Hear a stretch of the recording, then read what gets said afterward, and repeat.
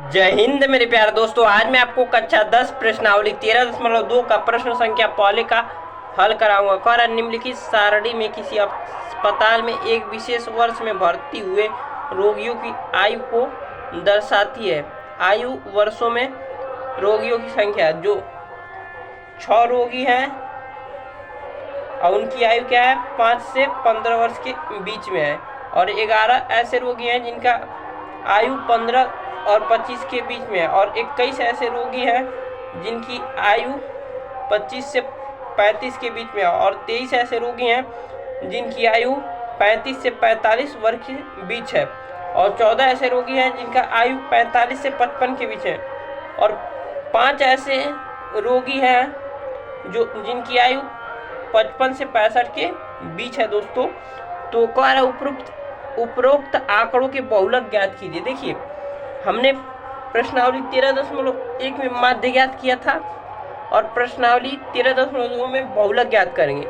इसमें कई प्रश्नों में हमें कहेगा माध्य और बहुलक दोनों ज्ञात कीजिए, लेकिन हम बस बहुलक ज्ञात करेंगे। क्यों? क्योंकि मैंने आपको माध्य बता दिया है। जब बता दिया तो पुनः ज़्यादा समय व्यर्थ करने से क्या फ़ायदा है। अगर कहेगा तो आप ज्ञात कर लीजिएगा, ठीक है। मैं बहुलक बताऊंगा, ठीक है। मुझे आशा है कि आपको समझ में आ गया होगा। तो देखिए, ये दिया हमारे पास, ये वर्ग अंतराल हो गया, ये रोगियों की संख्या या बारंबारता, इसी को कहते हैं, ठीक है। तो सबसे पहले हमें क्या करना होगा, बहुलक वर्ग क्या होता है। तो मैंने आपको बेसिक पार्ट में बताया था, 13.2 का बेसिक पार्ट बताया था।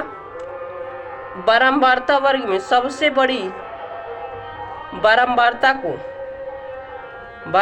वर्ग में सबसे बड़ी बारंबारता को बहुलक वर्ग कहते हैं। तो इसमें सबसे बड़ी संख्या कौन है, अब जल्दी चेक कर बताइए। मैं 1 2 3, वेरी गुड, 23।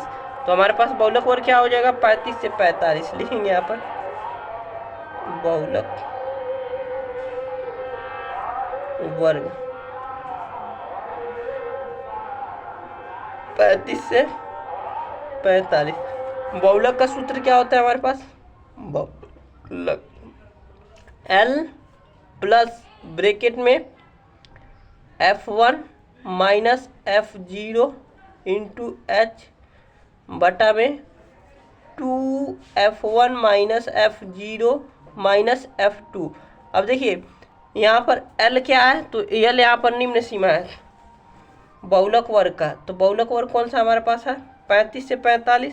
तो इसका निम्न सीमा क्या आ जाएगा हमारे पास, 35 आ जाएगा। और H क्या होता है, उच्च सीमा माइनस निम्न सीमा। तो उच्च सीमा मान लेते हैं 45 में से 35 आएगा तो कितना आएगा, 10। 45 में से 35 जाएगा तो H की वैल्यू हमारे पास 10 आ गई। और क्या चाहिए, F1 क्या होता है, बहुलक वर्ग की बारंबारता को F1 कहते हैं। तो बहुलक वर्ग A था और इसकी बारंबारता हमारे पास F1 13 हो गई।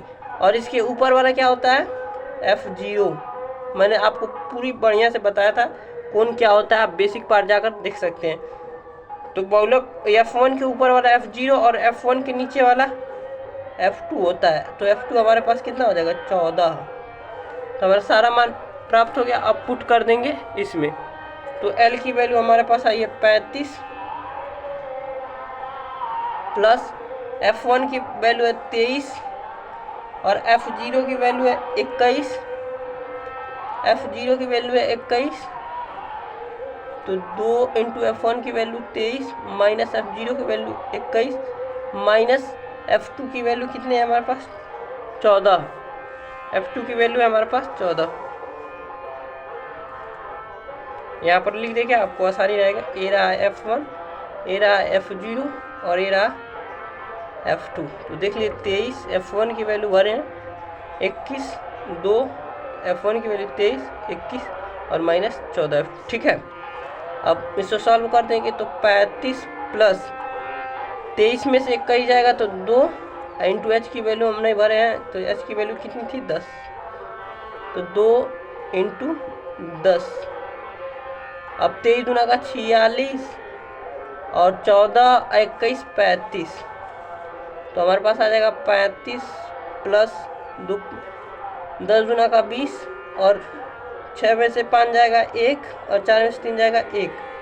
35 प्लस, अब भाग देंगे तो 11 करने 11 दशमलव, बचे कितना, दशमलव लगाएंगे, 9 बचता है तो दशमलव लगाएंगे तो 0 हो जाएगा, 90 हो जाएगा, तो 11 अट्ठे 88, तो 1.8 आ गया हमारे पास। फिर 2 बचेगा लेकिन रहने देते हैं, 1.1 ही तक लेते हैं, ठीक है। तो हमारे पास कितना आ जाएगा, 36.8। तो लिखेंगे अतः बहुलक हमारे पास आ गया, बहुलक बराबर 36.8 वर्ष। यही हमारा आंसर हो गया। बहुत आसानी से, बहुत मजे से हमने हल कर दिया। तो आप देख सकते हैं, नोट कर सकते हैं। इसमें माध्य भी कहा है ज्ञात करने के लिए, क्योंकि मैंने आपको प्रश्नावली 13.1 में माध्य बहुत अच्छे से बता दिया, इसलिए मैंने माध्य इसमें हटा दिया, बस बहुलक निकाला। और बहुलक का बेसिक मैंने बता दिया आपको, क्या होता है, कैसे होता है, पूरे अच्छे से इसमें भी बता दिया, बहुत अच्छे से। तो मिलते हैं प्रश्न संख्या दूसरे के हल के साथ। मुझे आशा है कि आपको समझ में आ गया होगा। बहुत ही आसान क्वेश्चन था, बहुत मजे से हमने किया। मुझे आशा है कि आपको समझ में आ गया होगा। मिलते हैं अगली वीडियो में प्रश्न संख्या दूसरे के हल के साथ दोस्तों।